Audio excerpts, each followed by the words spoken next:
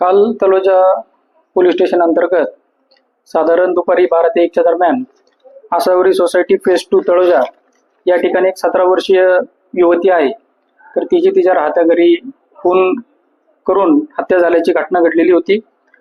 त्या अनुषंगाने सदर घटनेचे गांभीर्य बघून तत्काळ आमचा स्टाफ त्या ठिकाणी पोहोचलेला होता आणि घटनेचे गांभीर्य बघून श्री पोलीस आयुक्त श्री मिलिंद भारंपे सर, सह पोलीस आयुक्त संजय इनपुरे सर, अप्पर पोलीस आयुक्त दीपक साकोरे सर, पोलीस उपायुक्त प्रशांत मोहिते सर आणि सचिन गुंजाळ सर यांच्या मार्गदर्शनाखाली आपण जवळपास 6 पथक या ठिकाणी तयार केलेली होती। आजूबाजूच्या परिसरातील जे काही सीसीटीव्ही आहेत व इतर जे तांत्रिक विश्लेषण आहे त्याच्या साहाय्याने व त्याच पद्धतीने यातील जो आरोपी आहे त्याची चालण्याची लकब ओळखून आपण त्या ठिकाणी 12 तासाच्या आत यातील आरोपीला ताब्यात घेतलेला आहे। यातील जो आरोपी आहे तर तो आणि मयत हे नात्याने एकमेकांचे नातेवाईक लागतात, एकाच परिवारातील आहेत आणि यांचे आर्थिक देवाणघेवाण त्याच पद्धतीने काही कौटुंबिक वाद होते।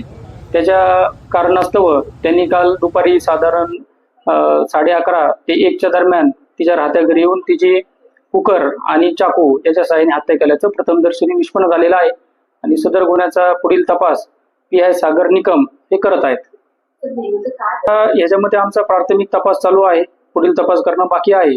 प्रथमदर्शनी यांचे आर्थिक वाद आणि यांचे कौटुंबिक जे वाद होते त्यातून ही हत्या झाल्याचं निष्पन्न होत आहे आणि यामध्ये अधिक तपास चालू आहे।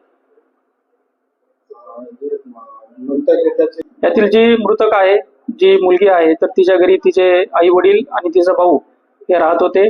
वडील एका पनवेलमधील फॅक्टरीमध्ये काम करत आहे, आई हे मेस चालवती आणि तिचा जो दुसरा भाऊ आहे तर तो एका ठिकाणी काम करत आहे।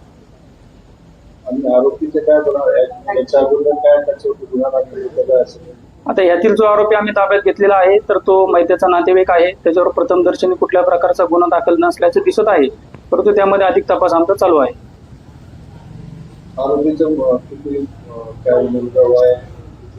त्यातील जो आरोपी आहे मोहम्मद आयुब साईद याचं 44 वर्ष वय आहे।